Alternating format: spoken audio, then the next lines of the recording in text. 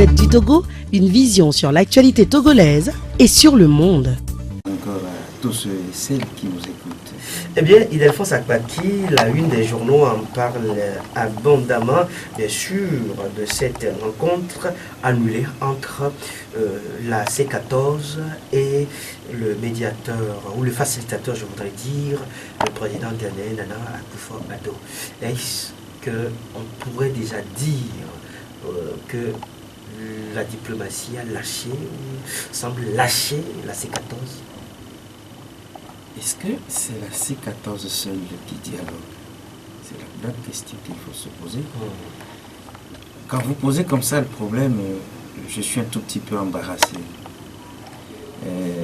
Embarrassé en ce sens que cela ne fait pas encore 2 mois quand le syndicat des chefs d'État se sont rassemblés encore au Togo pour non seulement reconduire Nana Akufo-Addo, qui fait du bon boulot, parce qu'un chef d'État a ses prérogatives.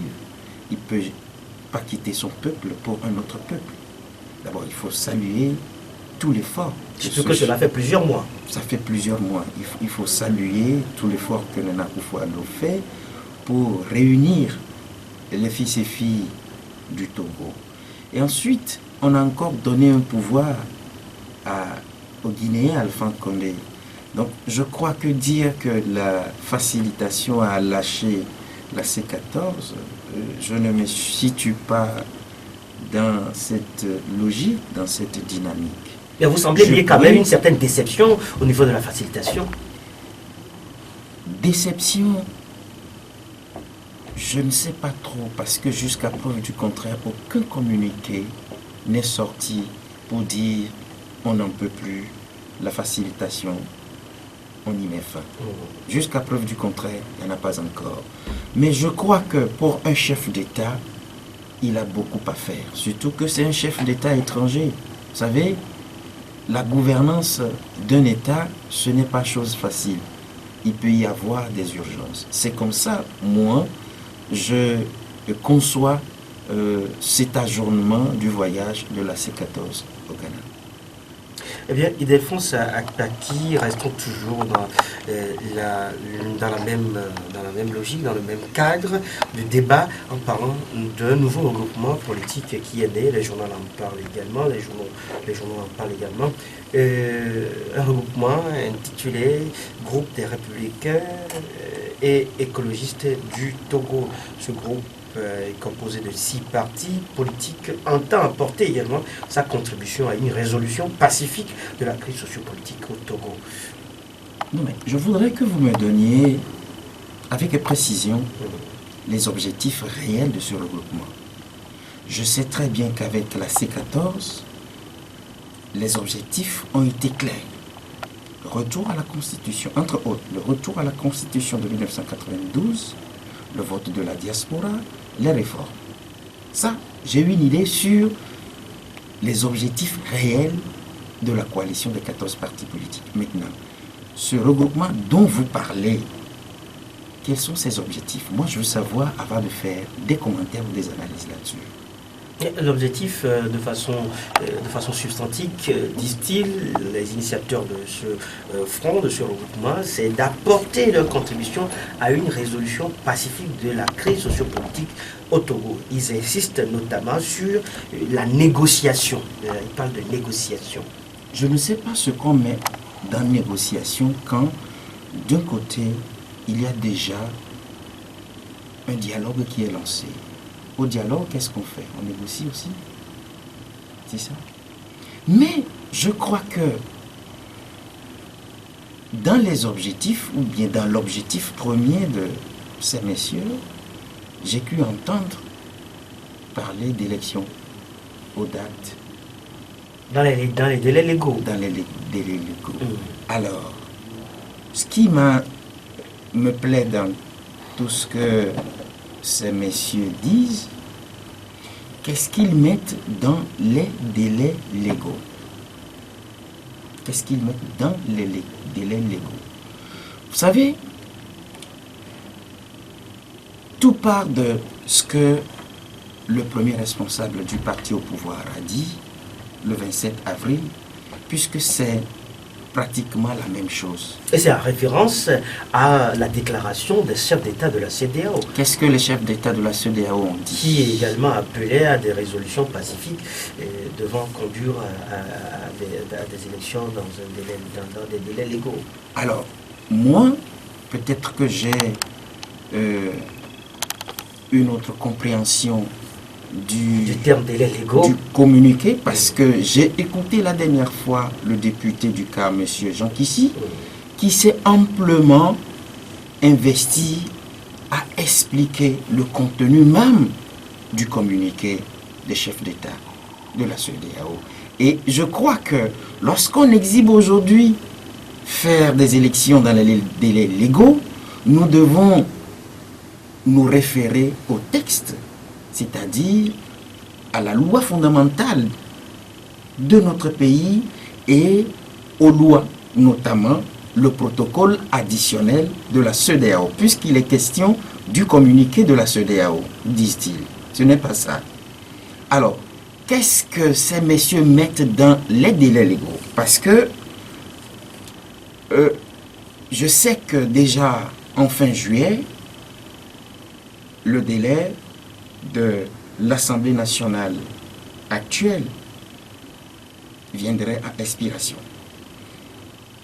Mais lorsque vous prenez la loi fondamentale togolaise, vous prenez les derniers alinéas de l'article 52, cet article est clair. Cet article dit « Rien ne presse ». Même en fin de législature ou par démission, les députés restent en place jusqu'à l'élection de nouveaux députés. Je crois que c'était en 2012 qu'on devait faire les élections législatives au Togo, mais ces élections n'ont jamais eu lieu en 2012. Elles ont eu lieu faites en juillet. En juillet 2013. Alors,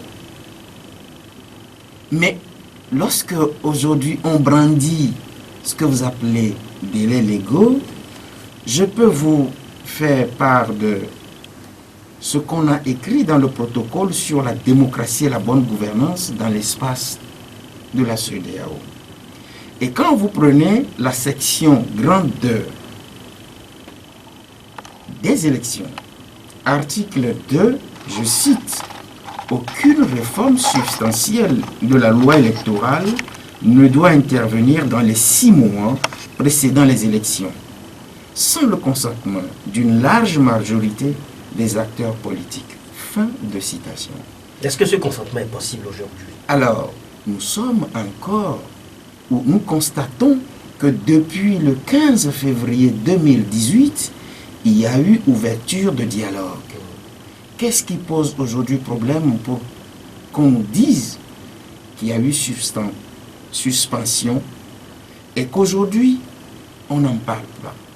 Moi, je ne sais pas. Je ne suis pas acteur politique, je suis journaliste et je vous parle sur la base des textes. Voilà ce que les textes disent.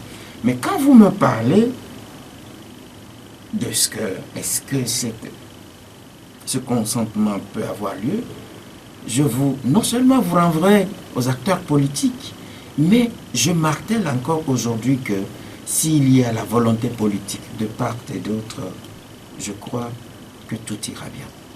Mais l'idée du pouvoir, si je fais une très bonne lecture de ce qui a commencé après la suspension du dialogue, c'est de manipuler un certain nombre d'acteurs. Je pèse très bien mes mots. Manipuler un certain nombre d'acteurs. C'est de manipuler un certain nombre d'acteurs qui, pour le premier groupe, dit « je suis centriste », c'est-à-dire au milieu, et je ferai tout.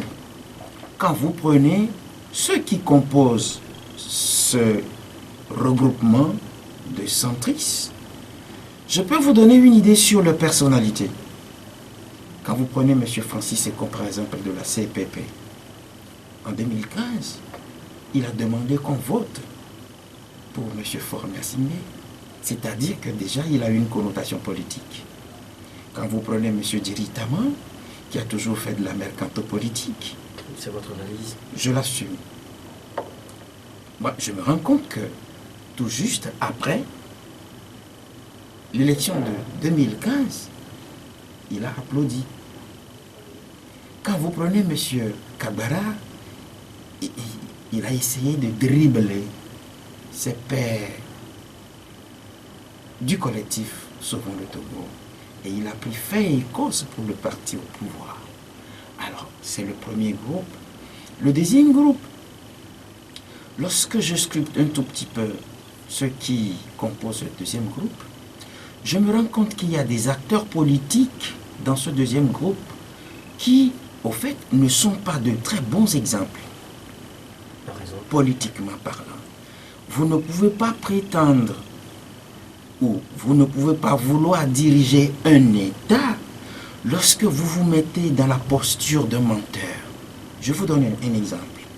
J'étais en train d'écouter un matin la radio Victoire FM quand un membre de ce regroupement disait que le général Sangaré était mort. Vous parlez d'Abbas Kaboua. C'est vous qui le dites. Alors, j'avais tiqué et je me disais, mais pourquoi?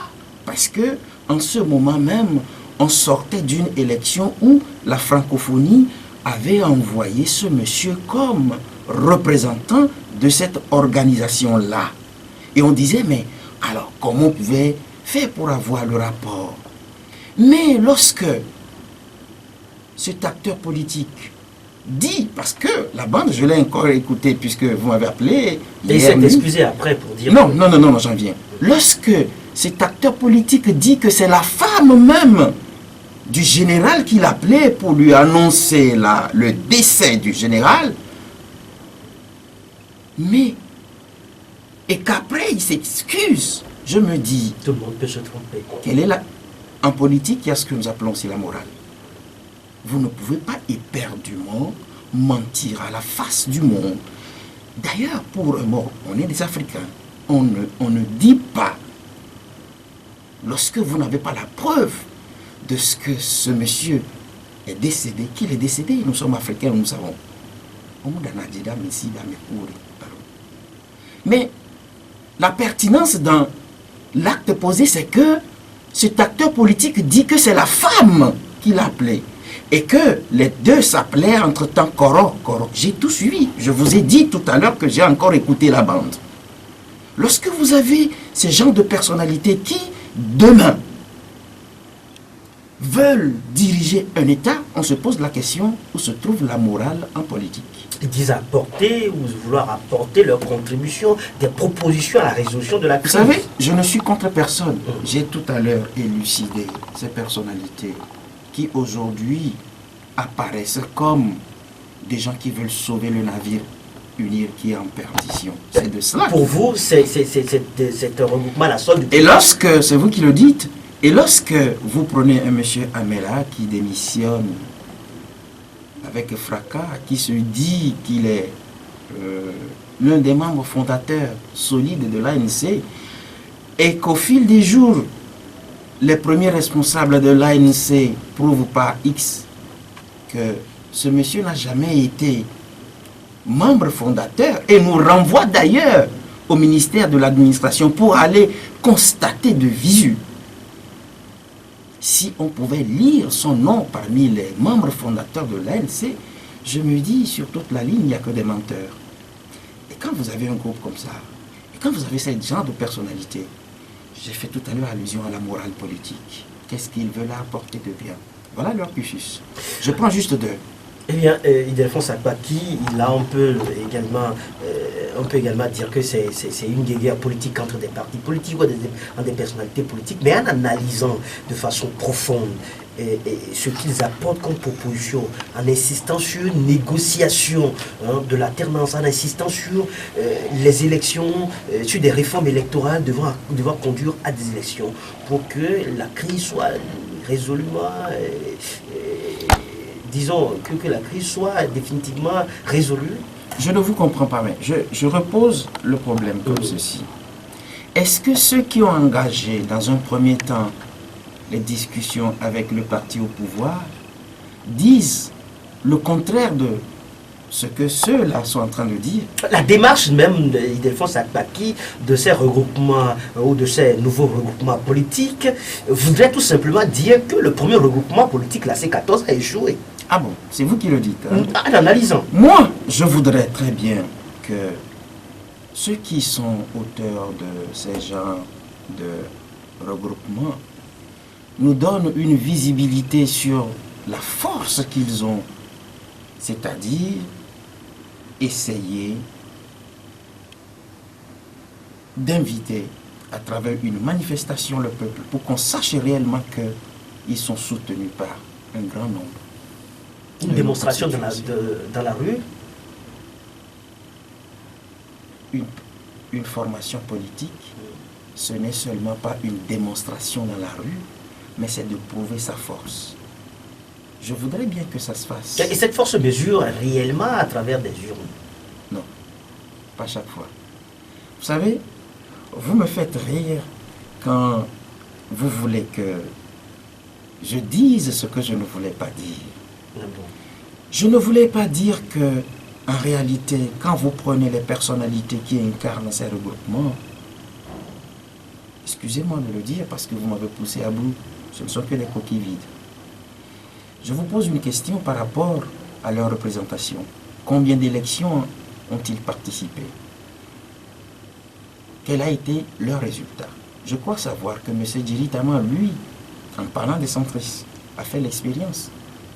Mais je ne suis pas sûr qu'il a eu 1%. Je ne suis pas sûr. Parce que je me rappelle encore des résultats. Quand il a été presque 1%. Candidat aux législatives dernières. Et les autres. J'en connais. Parce que on dit d'habitude, la personnalité reflète ce qu'il engendre. Pour vous dire que il y a des formations politiques qui sont dans ce regroupement-là, dont j'ignore le nom d'ailleurs, dont les militants ne peuvent même pas remplir une cabine téléphonique. C'est de cela qu'il s'agit. Ildefonse Akpaki, on sait que dans certains pays européens, il y a des partis politiques qui n'ont pas un électorat convaincant, qui tient, mais ils font de belles propositions. Ici, on pourrait également espérer de très bonnes propositions de la part de ces regroupements politiques. Lorsque vous m'avez posé la question au prime abord, j'ai dit quels sont les objectifs, parce que je ne peux analyser ce qu'ils veulent faire comme démarche qu'à travers leurs objectifs.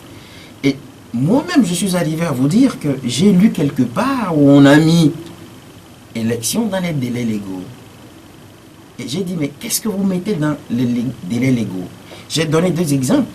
En me fondant sur la loi fondamentale togolaise en son article 52 au dernier alinéa, et en vous lisant l'article 2 de la section des élections du protocole additionnel de la CEDEAO.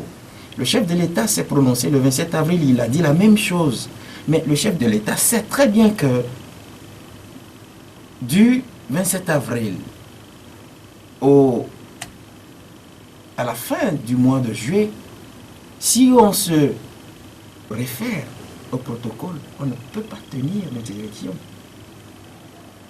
Si on se réfère au protocole additionnel sur la démocratie et la bonne nouvelle, on ne peut pas, parce que la loi dit 6 mois avant, vous ne pouvez pas. Vous voyez? Maintenant, par consentement, oui. Par consentement, oui. Maintenant, je dis la suspension du dialogue, c'est la faute à qui? Eh bien, Nathanaël Olympio du parti des Togolais, en répondant à cette question, je le cite, il dit « Ce régime est complètement fermé, aucun dialogue dans ces conditions ne peut produire de résultats. » La C14 jette la suspension, l'infructueux résultat de ce dialogue sur le pouvoir. Moi, je fais juste une lecture parce que je ne suis pas dans la salle. Je ne suis même pas acteur politique. Mais est-ce que le pouvoir s'oppose à ce dialogue ou le pouvoir est l'obstacle à la résolution je crois que de quand cette vous faites, crise à travers ce non, dialogue? je crois que quand vous faites une analyse minutieuse de la situation, c'est le pouvoir qui est à la base de la suspension. Les deux camps disent que c'est la C14 qui ne met pas de l'eau dans son vin. Qu'est-ce que vous voulez? Vous me faites rappeler un fait. Et ce fait, je vais peut-être le joindre aux déclarations des diplomates, surtout aux déclarations de l'ambassadeur allemand, qui aujourd'hui propose aux Togolais des élections. J'ai été très éberlué lorsque j'ai écouté les premiers responsables de Togo Debout dire que durant leur démarche auprès des ambassadeurs, l'ambassadeur allemand, pour pallier le problème togolais, a proposé des élections. Alors je me dis, dans quelles conditions, dans quelle situation au Togo actuellement? Mais lorsque vous remontez le cours de l'histoire, où déjà en 92, le peuple togolais s'est donné une constitution à une majorité écrasante, et que les premières élections multipartistes sont intervenues en 1993 pour la première pluraliste. Au terme de ces élections-là, il y a eu contestation. L'opposition a contesté. En lieu et place, on a fait un mandat avec feu le général Eyadema et une élection est intervenue le 21 juin 1998. Au terme même de cette élection-là, il y a eu encore contestation.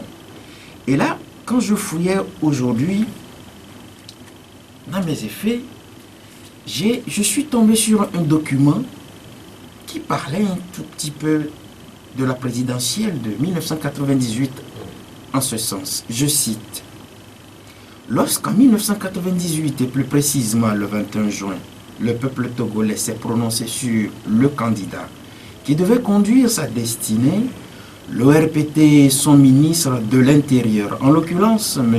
Memen, se substitue à la Commission électorale nationale CEN et annonce illégalement un résultat qui ne reflète pas ces élections. 52% pour le général Eyadema. Mais le communiqué continue, le rapport continue. Mais dans un rapport élaboré par les observateurs internationaux mandatés par l'Union européenne, ces derniers s'étonnent du résultat donné par le ministre qui n'était même pas apte à proclamer ces résultats. Ces mêmes observateurs s'insurgent contre ce résultat et affirment que sur les 617 bureaux de vote, seulement 35 ont été dépouillés et ces 35 bureaux donnaient l'avance au président de l'UFC. Fin de citation. Et ça, c'est l'UE qui en parle en 1998. Pour corriger le tir, vous savez ce qui s'est passé? On a demandé aux acteurs politiques, comme c'est encore le cas aujourd'hui, de signer ce que nous appelons l'accord cadre de Lomé, qui a été signé un 29 juillet 1999. On en était là. Mais l'accord cadre de Lomé n'a jamais été épuisé. On passe aux élections en juin 2003. Entre-temps, le général Eyadema, qui avait donné sa parole de militaire devant M. Chirac, l'a ravalé. On a procédé à quoi? À la modification de la Constitution, qui lui a donné encore une chance de se représenter. Alors, à l'élection de 2003, le gouvernement prend un engagement, les 22 engagements devant la même Union européenne, un 14 avril 2004. Posez-vous la question si les 22 engagements ont été respectés. Pas du tout. Mais non, le général décède un 5 février 2005. Par enchantement, la loi fondamentale togolaise, en son article 144, dit: vous ne pouvez pas toucher à la Constitution. Vous ne pouvez pas. article 144. En période intérimaire, vacances du pouvoir. Mais à quoi a-t-on assisté? L'armée constate la vacance du pouvoir et donne le pouvoir à M. Faure Gnassingbé, en violation de l'article 144 et en violation également de l'article 65 qui demande à ce que ce soit le président de l'Assemblée nationale de l'époque, Fambaré Natchaba, qui prenne les rênes. Mais quand tout cela se passait, on a ramené l'âge de 45 ans à 35 ans. On a tripatouillé, on a trituré. Je n'emploierai pas le terme de mon ami et frère Rodrigue Aïgo qui parle de sodomiser. On a sodomisé la constitution togolaise. Et dans ce cafouillage, le 26 avril 2005, on annonce les résultats de la présidentielle du 24 avril 2005. Et vous avez vu ce qui s'est passé au Togo. Même l'ONU, qui a diligenté une enquête au Togo, a fait cas de plus de 500 morts. Et pour pallier à tout cela, on signe l'APG. Et c'est cet APG qui a nettoyé ce tableau noir. L'APG ne peut pas nettoyer. Mais puisque c'est un accord voudrait dire que nous avons passé de l'éponge et avançons sur de nouvelles bases. J'ai comme l'impression que vous êtes étranger au Togo. Est-ce que l'APG a été appliqué comme cela se doit? Voilà où nous en sommes. Non, mais lorsque vous me parlez de ce que, une fois qu'on a signé l'APG, c'est fini. Je vous demande maintenant, est-ce que cet accord-là a été appliqué ou bien on a donné un coup de botte? Cet accord, les réformes ne sont pas épuisées. Combien a-t-on fait? Est-ce qu'on est arrivé à faire 2% de cet accord-là? Nous soyons réalistes, soyons honnêtes et interrogeons notre conscience sur ce que nous sommes en train de dire. Et c'est le débat d'ailleurs à ce dialogue. Rien. Non, c'est parce que quelque part, ceux qui régentent le Togo par force ou par la force, on dit niet, on ne le fait pas. Pour la simple raison que si on faisait les réformes, il y aura alternance au sommet de l'État. Pour vous, le pouvoir uni porte la responsabilité de la non-faisabilité de ces réformes au Togo? Je crois que ceux qui se disent chrétiens parmi eux, s'ils craignent vraiment Dieu, ils vous le diront, comme je vous le dis aujourd'hui. Mais d'aucuns disent également que c'est une responsabilité partagée. Oui, l'opposition en porte également. Oui, est-ce que l'opposition a... Qu'est-ce que l'opposition a fait? L'opposition a empêché qu'il y ait alternance au Togo, c'est ça? C'est ce que vous voulez me dire? Nous parlons de réformes. Oui, mais attends, quand on fait les réformes, on fera les réformes constitutionnelles, on fera les réformes institutionnelles. Vous voulez que l'opposition... Mais attends, combien de fois l'opposition n'a pas fait de proposition de loi allant dans le sens et qui a été rejetée? Mais dites-moi, maintenant, lorsque je vous fais l'historique là, c'est juste pour vous dire que ceux qui préconisent aujourd'hui les élections, et tout à l'heure vous avez fait allusion à la CEDEAO, lorsque je prends une fois encore le protocole additionnel, c'est-à-dire sur la démocratie et la bonne gouvernance, quand vous prenez la section 1 des principes de convergence constitutionnelle, prenez l'article 1 ou l'article 1er, petit c, je cite, toute accession au pouvoir doit se faire à travers des élections libres, honnêtes et transparentes. Fin de citation. C'est le B que je viens de citer. Le C dit, tout changement anticonstitutionnel est interdit, de même que tout mode non démocratique d'accession ou de maintien au pouvoir. Fin de citation. Vous savez, ce protocole existait avant 2005. Et pourtant, qu'est-ce que la CEDEAO a fait quand on a sodomisé la constitution togolaise? Vous savez, quelque part, la communauté internationale, et là, si vous l'avez dit, en oubliant un tout petit peu l'opposition, la communauté internationale est complice de ce qui se passe. Complice? Parce que... De la situation togolaise? Non, mais je vous dis oui. Parce que ce texte-là, cet article-là ne peut jamais exister. Et que, parce que ce que je dis, tout changement anticonstitutionnel, alors que dans notre constitution, l'article 144 dit vous ne pouvez pas modifier pour donner une chance à quelqu'un. Mais Mamadou Tchantandja, qui était à l'époque président en exercice de la CEDEAO, savait qu'il y avait ça. Et je salue encore aujourd'hui tout le travail que l'ancien président du Mali, Alpha Konaré, avait fait à l'époque, se basant sur cet article-là, disant que ça ne peut pas arriver. Qu'est-ce que la communauté internationale a fait? Et qu'est-ce que les opposants togolais ont fait? Non. Il faut également poser la question. Les opposants togolais, je ne les dédouane pas. Parce que même si je dois m'appesantir un tout petit peu sur la faiblesse qui avait caractérisé l'opposition, manque de moyens financiers, manque peut-être de stratégie, et puis les divisions, les trahisons, et les coups fourrés qui se donnaient, les querelles intestines, les égos. Même si je pouvais dire ça, au moins, la communauté internationale pouvait dire ça là, ça ne peut pas se faire. Parce que, au-delà même de cet article, il y a l'article 148 de la Constitution togolaise qui dit, mais si vous le faites, vous êtes passible d'une punition. Et vous savez ce que ça dit? Vous avez commis un crime imprescriptible.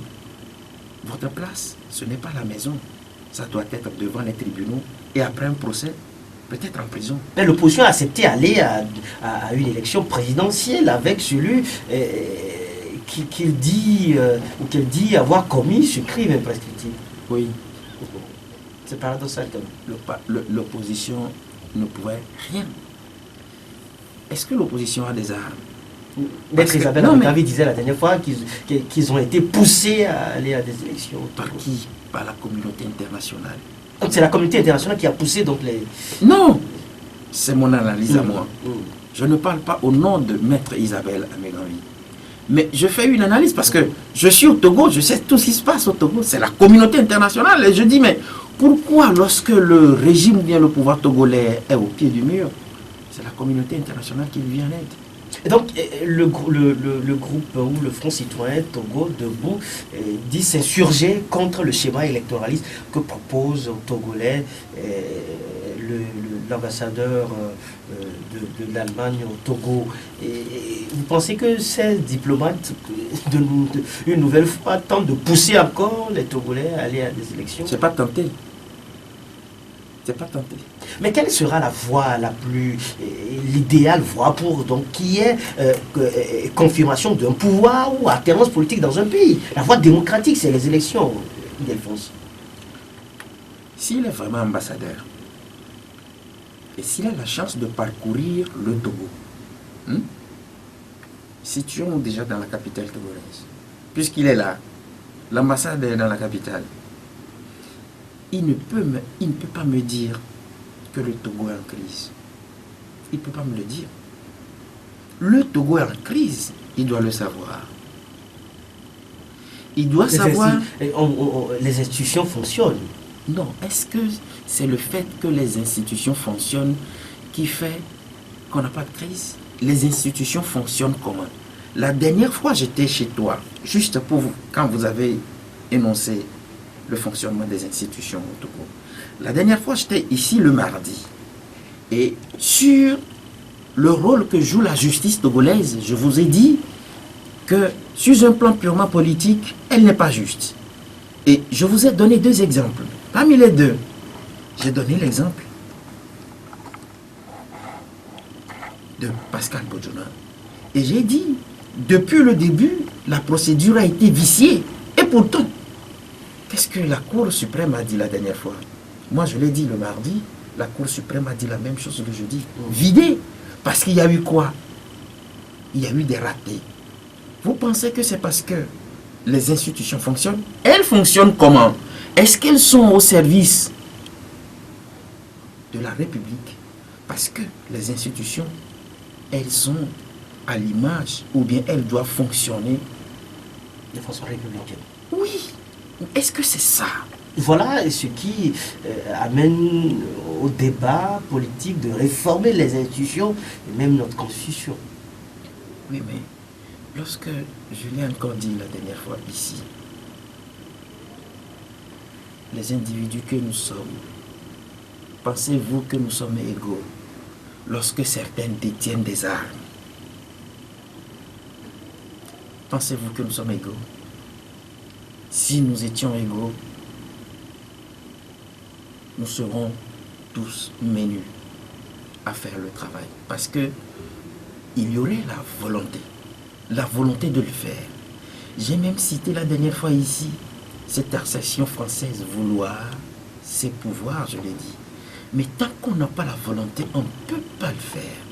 Ici, dans le schéma togolais, c'est une autre histoire. Je suis malheureux que l'ambassadeur, qui doit être un diplomate, qui connaît les réalités togolaises, il ne peut jamais, l'ambassadeur allemand ne peut jamais préconiser une sortie de crise par le vote. Mais Emmanuel Macron, le président français, a également fait cette proposition. Elie, je prends à mot les autorités togolaises qui nous disent qu'il y a des armes qui circulent dans certaines localités. Et on a fait de ces localités-là un état de siège. Vous voulez qu'on aille voter dans un état de siège? C'est ça? Il faut traiter de toutes ces questions avant. On interdit aux formations politiques de l'opposition de tenir même des réunions dans des salles. J'ai donné des exemples ici. Le seul en date, c'est-à-dire le dernier en date, c'est monsieur le professeur Wolo qui a été viré à Kara. C'est ça, non? Maintenant, on assiège les villes. On procède aux rafles qui ne disent pas leur nom. C'est-à-dire qu'aujourd'hui, chez nous, que tu sois détenteur d'une pièce d'identité ou pas, on t'arrête. 3 exemples qui me font mal au cœur. On arrête tout le monde, que tu présentes ou non des pièces d'identité. À Kagome, la dernière fois, une jeune dame qui sortait pour acheter quelque chose a été arrêtée, alors qu'elle était en menstruée. 2 jours, on ne l'a pas trouvée.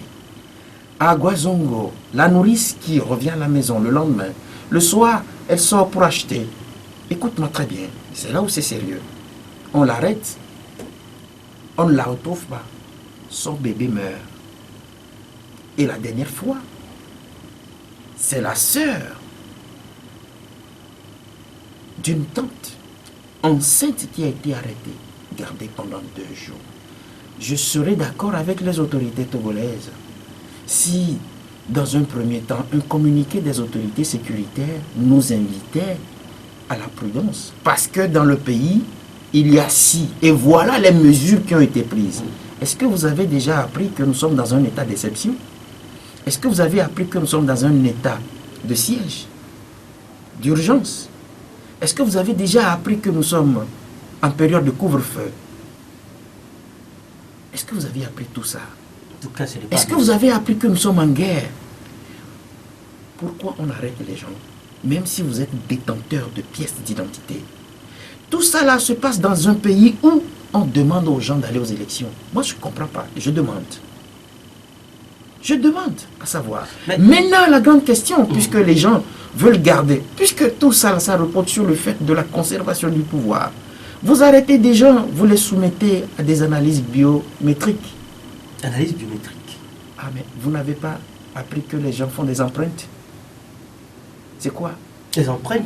Les empreintes, c'est pour quoi faire? Ça relève du système de gestion sécuritaire. Ah. Voilà pourquoi je dis, est-ce qu'il y a été un communiqué qui est passé pour informer la population de ce que voilà ce qui serait fait? Je suis d'avis que ça se passe si les institutions dont vous faites allusion aujourd'hui, elles fonctionnent de façon républicaine et mettez tous les citoyens de même niveau d'information. Mais c'est de cela qu'il s'agit, Elie. Mais vous ne pouvez pas me dire que tout ce que je viens de citer là, je cite parce que ça relève des violations graves des droits de l'homme. Vous invitez les gens alors que tout le monde sait que tout ce qui est source de crise dans le pays, ce sont les élections. Si on s'asseyait, si on a la bonne volonté pour s'écouter et faire ce qu'il y a lieu de faire, si on le faisait comme ça, je crois que on ne dirait pas aux ambassadeurs de le dire, mais vous le verrez, vous le constaterez dans les faits et gestes des populations togolaises. Auquel cas, je vous dis aujourd'hui qu'il y a des mois que les populations togolaises battent le pavé pour dire à l'autorité suprême que nous voulons que ça change au Togo. Oui, que ça change au Togo, ça passera par des réformes. À ce dialogue, on a l'impression de dire que c'est un dialogue à issue incertaine. C'est un dialogue qui, aujourd'hui, les Togolais ne peuvent plus se dire ou ne peuvent plus avoir espoir en ce dialogue, puisque on ne sait même pas à quelle date elle sera ou il sera réouvert. Et on est dans un horizon sans espoir, comme l'écrivait Aimé Césaire. Ildefonse Akpaki, à défaut d'obtenir des réformes, c'est-à-dire des réformes constitutionnelles et institutionnelles, est-ce qu'on ne peut pas aujourd'hui penser à réviser le cadre électoral pour assainir les conditions d'organisation deux élections pour pouvoir donner la possibilité au peuple de s'exprimer une fois? Je suis d'accord avec toi. Mais j'ai encore à l'esprit deux éléments. Oui, il faut le faire. Mais est-ce que vous vous rendez compte que dans les règlements intérieurs, il a été mentionné les réformes électorales? Vous vous rappelez? Moi, j'ai encore les règlements intérieurs. Bien sûr, je l'ai aussi. Alors, qu'est-ce qui fait aujourd'hui que malgré que la décision a été prise, seul le parti au pouvoir continue ce qu'il est en train de faire? Vous parlez de la CENI? Oui, mais la CENI continue toujours à fonctionner. Et j'ai donné des informations la dernière fois ici, comme quoi on est allé acheter des kits, qui sont des kits même qui ne sont pas au point, des kits biométriques, électroniques. Mais en dehors des accords politiques, la CENI, ou disons l'État doit fonctionner. L'État fonctionne, mais fonctionne mal. Parce que les citoyens que nous sommes, j'ai cité un certain nombre de dérives. L'État fonctionne à la manière de ceux qui l'incarnent, pas à la manière des citoyens togolais. Non, je le dis, à la manière de ceux qui l'incarnent. Parce que c'est eux qui aujourd'hui ont le pouvoir. Ils ont pratiquement tout. De la majorité. Quelle majorité? De la minorité, disons. Puisque c'est la minorité qui gouverne. Les élections de 2015 révèlent que l'Union a la majorité. Des élections qui se sont déroulées dans des conditions normales. Contestées, Non. mais qui approuvé quand même pas l'Union européenne dans la communauté internationale. Non. On a parlé de quelques irrégularités. Je vais vous dire, je vais vous rappeler deux faits, je vais même oublier. Les élections au Togo, je me rappelle, c'était avec Maître Zeus Ajavon qui était vice-président à la CEL. Il nous a fait rigoler, mais c'est vrai. Il disait que ils étaient là l'après-midi, il est sorti pour manger. Et on l'appelle pour lui dire qu'on donnait les résultats. Voilà, c'est le vice-président. Il vient, il demande, Monsieur le Président, ces résultats-là, vous les avez trouvés où? Si vous donnez les résultats, je vais aussi parler. Monsieur, Maître Ajavon, je sais là, aujourd'hui, allez l'interviewer sur ce que je suis en train de dire. Le président le prend dans un coin et lui dit, mais écoute, on me les a envoyés. Nous sommes en quelle année? Je ne me rappelle pas trop. Mais Maître Zeus Ajavon est là. L'année où il fut vice-président de la Commission électorale nationale. C'est la même chose qu'on a vu avec M. Tabiou l'autre fois, où son vice-président l'a surpris aussi. C'est pas ça? Mais quelles sont ces élections-là qui se font et dont la loi électorale demande à ce que le travail se fasse à la plénière et que les autres n'ont pas les résultats et seul le président là? Oui, il faut qu'on fasse les réformes électorales pour que tout le monde essaie de voir au terme des élections ce qui est sorti des urnes, c'est-à-dire la vérité des urnes. Il ne faudrait pas que à un moment donné, quand on sait qu'on a été battu à plate couture, et puis j'ai cité tout à l'heure, et ça, vous savez, j'ai toujours dit et je martèle encore aujourd'hui que le système n'a jamais changé. C'est le RPT qui est revenu unir. Vous savez pourquoi je dis ça? Le rapport de l'Union européenne ne peut pas dire que le résultat affirme que sur les 617 bureaux de vote, seulement 35 ont été dépouillés et ces 35 bureaux donnaient l'avance au président de l'UFC à l'époque. C'est la même chose. En 2015, avant que Francis Pedro n'arrête M. Tafatabiou sur le plateau de la TVT, on nous disait qu'il y avait que quelques bureaux de vote dont les urnes ont été dépouillées. Et mais, par quelle alchimie, M. Tafatabiou, hein, ce qu'on a pris au moins 2 jours ou 3 jours à dépouiller quelques bureaux de vote, M. Tafatabiou l'a fait à l'espace de quelques minutes et on nous a donné des résultats. Et l'opposition aussi n'est jamais arrivée à prouver ou à donner, à avoir ces résultats de façon, disons, fiable. Je suis sûr que tu sais ce que tu es en train de dire. Sinon. Est-ce que l'opposition a une fois a réussi à compiler tous les résultats? Depuis, nous assistons à près de 10 élections. Au moins, je vous renverrai vers la scène les officiers de la gendarmerie. Ceux qui sont passés au César pour bloquer. Vous voulez qu'ils montrent quoi après? Quand vous prenez les ordinateurs dans lesquels les résultats sont compilés. Juste, c'est parce que vous m'avez provoqué, je vous renvoie vers les officiers de la gendarmerie. En 2015, par exemple, on ne les a pas empêchés quand même d'avoir le résultat. Oui, on ne les a pas. C'est pourquoi j'ai parlé entre-temps de la faiblesse et du manque de moyens au niveau de l'opposition. Au niveau de l'opposition, mais dans un état normal, dans un état sérieux, je parle là, très bien, même si on n'est pas arrivé à prouver à travers les procès-verbaux ou les fiches de résultats, lorsque vous mettez des personnalités responsables devant un peuple, ils savent leur mission parce qu'ils ont juré, ils ont prêté serment d'être au service d'une nation, ils ne peuvent pas comploter dans le dos du peuple. Voilà pourquoi je salue, à plus d'un titre, tous ces présidents de commission des pays africains, francophones surtout, qui ont pris sur eux la mesure de dire, moi, c'est le peuple et non, c'est l'argent. Je salue celui du Bénin et des autres pays francophones qui font très bien le travail. Mais attends, qu'est-ce qui nous manque ici? Est-ce que nous, on est plus bêtes que les Béninois? Nous ne sommes pas bêtes. Parce qu'ils ont le sens de la citoyenneté. Ils ont le sens de ce que nous appelons aujourd'hui république. Ils sont au service d'une république et non d'une minorité. C'est ça.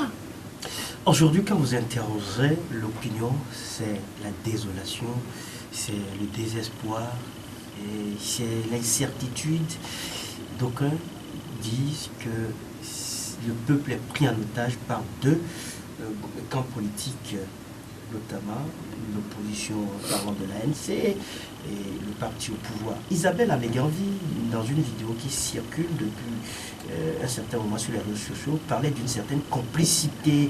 Je vais vous faire écouter un peu ce que maître Isabelle Améganvi disait. Nous avons tous, chacun, parce qu'il nous concerne, commis la faute de laisser perpétuer ce régime, soit par notre silence, soit par notre complicité dans un moment ou à un autre.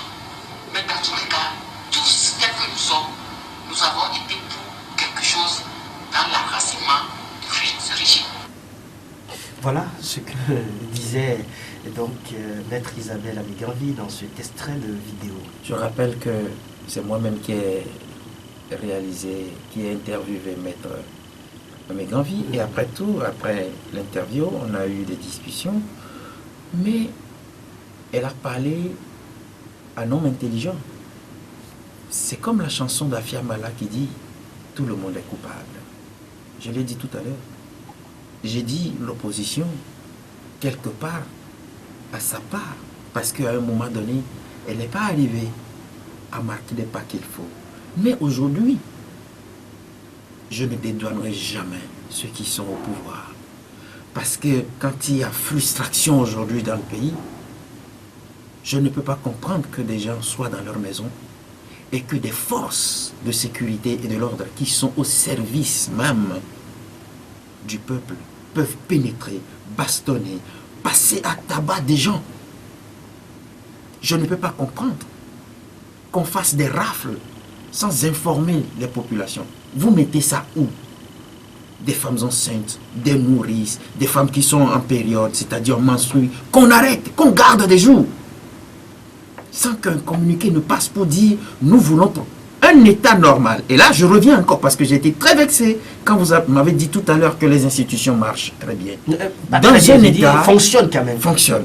Dans une chose peut fonctionner. Dans un état sérieux. Mais peut fonctionner aussi. Et là, je suis très remonté parce que je vois ces sœurs qui sont dans ces états-là. Vous savez, je n'ai pas peur de le dire parce que je suis dedans. Et je sais que ça peut m'arriver, mais je les dénonce avant que cela ne m'arrive. Vous savez, on ne peut jamais vivre dans un état où des premiers responsables disent avoir ou bien vouloir faire du bien au peuple et qu'on soumet des peuples à ces genres de situations. Je suis désolé. Frustration, parce que ceux qui dirigent le pays aujourd'hui ont bien voulu que le peuple soit frustré, parce qu'ils savent qu'ils sont vomis par le peuple. Je suis désolé. En tout cas, c'est l'analyse de Ildefonse Akpaki, directeur de publication du journal La Gazette du Togo.com. Vous pouvez retrouver cette émission, bien sûr, sur le site lagazettedutogo.com. Merci à vous, Ildefonse Akpaki. C'était toujours un plaisir quand tu m'appelles.